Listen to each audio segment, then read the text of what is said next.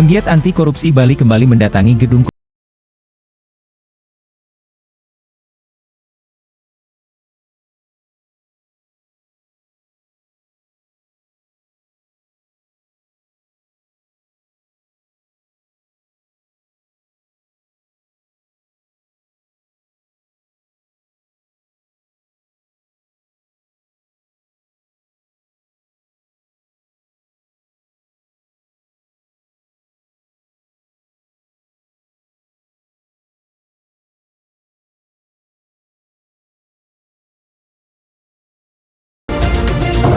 Saya ini melengkapi dokumen yang diminta oleh KPK pada saat tanggal 5 ada kekurangan yang mestinya harus ditambah, dan itu saya mendapatkan perlengkapan dari dokumen itu akte pendirian PT EKI dan akte perubahan.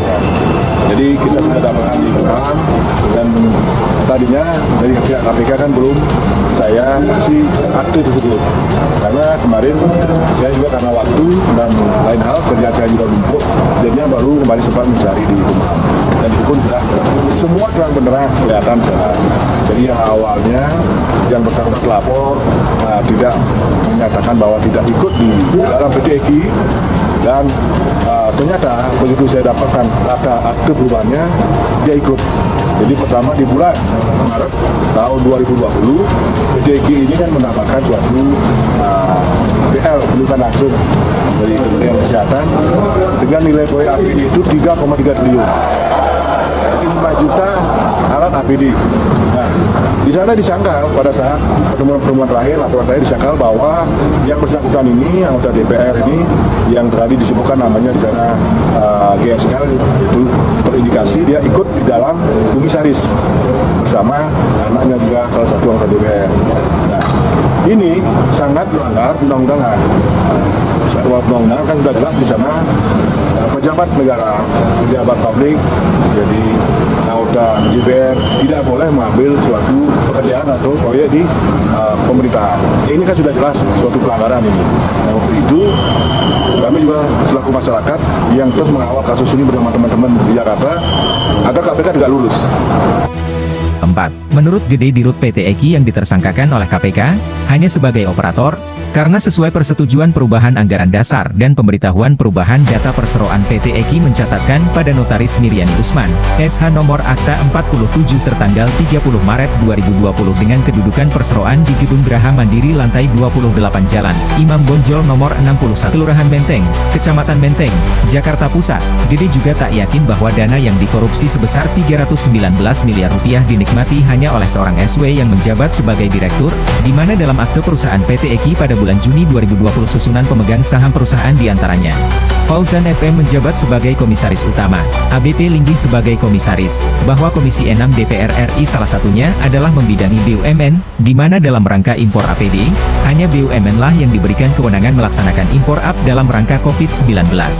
Kemudian, BUMN diwajibkan untuk bekerja sama dengan menunjuk partner swasta yang memenuhi syarat sebagai distributor, penyalur APD impor tersebut. Jadi kenapa? Karena KPK ini kan sudah dicintai sama masyarakat. Benar-benar dah ciptakanlah situasi, jangan sampai nanti ada main mata. Jadi jangan sampai nanti masyarakat di bawah menilai bahwa KPK ini, mohon maaf, kali mungkin dengan orang kan dugaan orang itu macam-macam.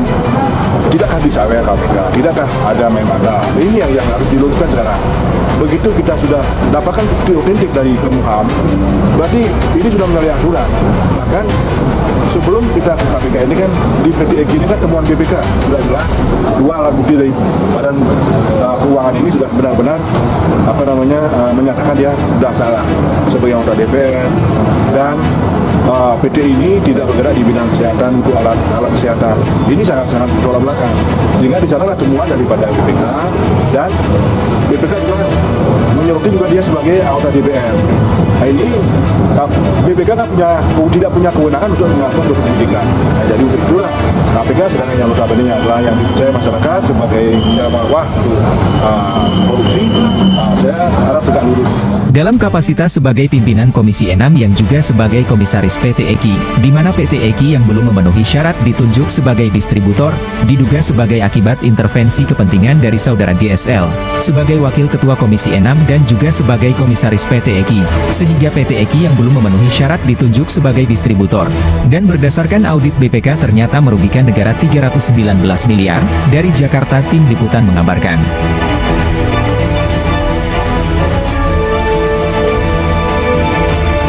Karena jelas-jelas secara sudah kelihatan pergantian daripada anggota DPR ini yang ikut terlibat di bulan Maret, bentuk PL-nya disetujui sama kementerian, dirubah lagi di bulan Juni, hanya waktu 3 bulan dirubah lagi, yaitu dengan putra mahkotanya, yaitu putra mahkotanya di sini dicantumkan di sini agak ada sini kami sudah bawa di sini lengkap. Nah, itu putra mahkotanya bernama Agung Prasetyo yang sekarang menjadi anggota DPR Provinsi Bali dan ketua Komisi 2. Nah, ini di bulan November, di bulan Juli sampai bulan November. Nah, mungkin setelah bulan November juga anaknya ini diubah waktu ini. Tidak kelihatan namanya di 2021. Tidak ada lagi namanya dia. Berarti ini ada apa di balik ini? Apakah patut diduga?